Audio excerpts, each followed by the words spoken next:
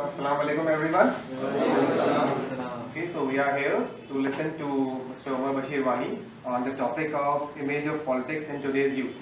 But before that, I would like to introduce the speaker. Mr. Wani was one of the youth delegates, was the only youth delegate from the Asia Pacific region to attend a high-level environment meeting in Oslo, which was chaired by the Crown Prince of Norway and was also attended by the Environment Minister of Norway. In his student days, he represented Muslim University in the All India ZHCET Memorial Debate on a similar topic on which he is going to deliver a talk today. And so without taking much of your time, I would like to invite Mr. Wani to come and enlighten the crowd.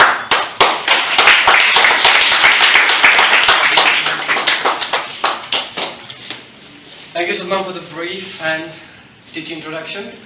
Good afternoon, everybody present over here. Well, these people have asked me to speak on the topic that's image of politics in today's youth.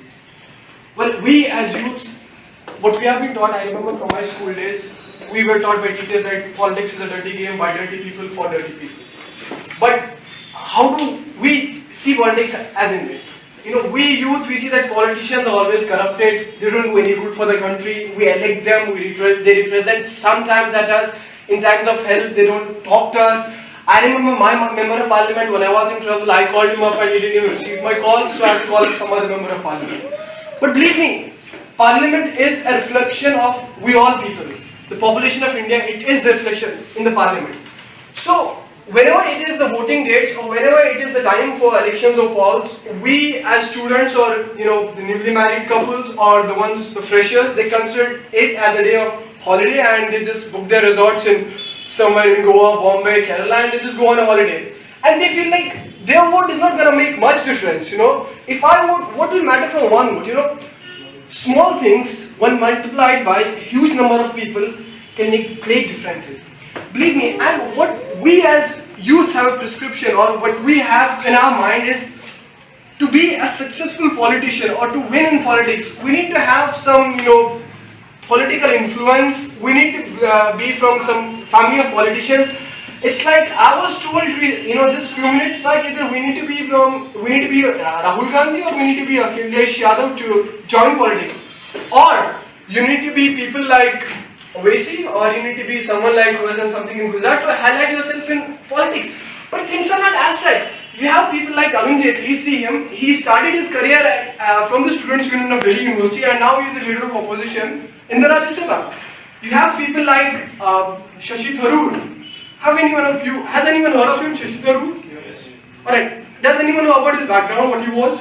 No, I don't. Well, that's one of the things he did during his time. He was, basically he joined United Nations in 1970s, he had held various number of posts at United Nations and recently the latest post that he held at United Nations was the Under Secretary General, a step below Ban Ki-moon. Well, he contested for the Secretary General elections and subsequently he lost because we're not the permanent member of United Nations. But look at him now, look at the way he represents his people. He has his own website, you want to contact him, there is his number, call him up, he'll respond to you. And I must say, how many of you are interested in joining politics? I hope none of them are. Okay, just kidding. So none of you are. How many of you know your member of parliament? See, that's what our perspective of politics is. We people even do not know who our member of parliament is. And how are we going to change things then? We say that India is a corrupted country. We people, blame politicians only when things like December 16 happen, or when 26/11 happen, or when Abdul resigned, then only you blame politicians, or when there is LOC cross-firing.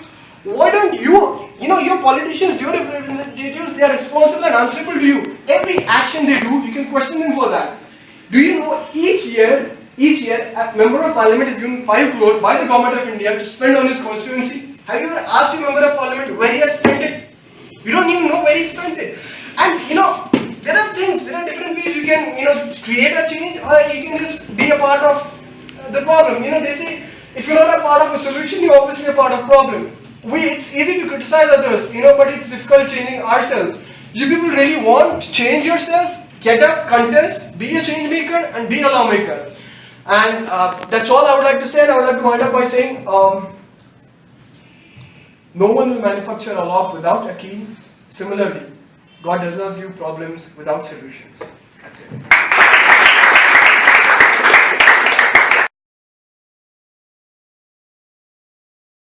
The people around us, nobody wants to join politics. If you take example, the movie I just remember when I talk about youth in politics is Nayak. In Nayak, the secretary of the chief minister, he gave a very good speech that people, what they dream of. They dream of getting a good home, they dream of getting to a village, a countryside home, and a job and a newspaper, and they are going to criticize the government. The fact that nobody is there to get into a gutter to clean the politics, to clean the gutter, to make the government responsible, to make government what we are. Government is for the people, we are the people, we represent the government. As my senior said, that nobody knows who is the member of parliament from our constituency.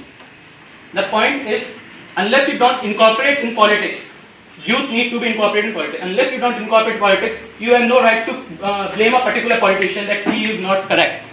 Because it is you, it is the people who are selected to represent yourself, and that then you are capable of questioning a particular person or politician. Yes, you are wrong or you are right.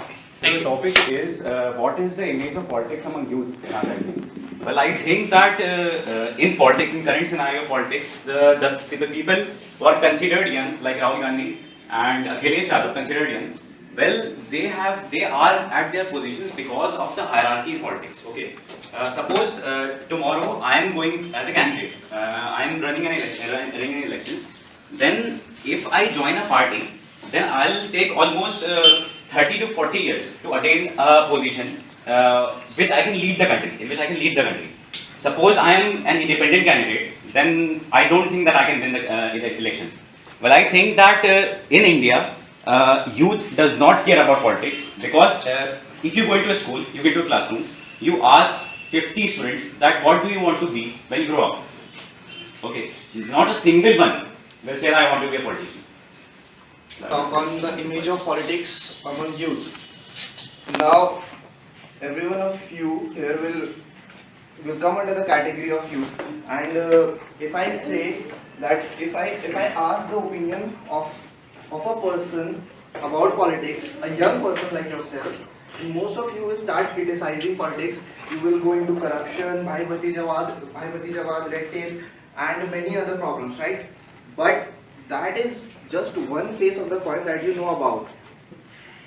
If I ask you about the agenda of each and every political party, I don't think any of you will come up with a satisfactory answer. I read a small piece somewhere which was very interesting, which I would like to share with you all. There was a man, right? He always used to vote for one political party. Now, elections were going to be held next day and he had already decided which party to vote for.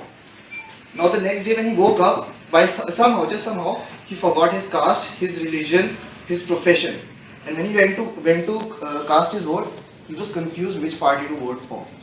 Because in India, everyone's vote is predetermined. They do not decide for themselves. Indian masses do sometimes behave as if they don't have a brain of their own. So what I would like to ask from all of you is to go out there, get all the information, read your papers, get to know about the political parties, about the agenda in your area, and then decide what the true scenario actually is. That is what I would like to say. Thank you so much.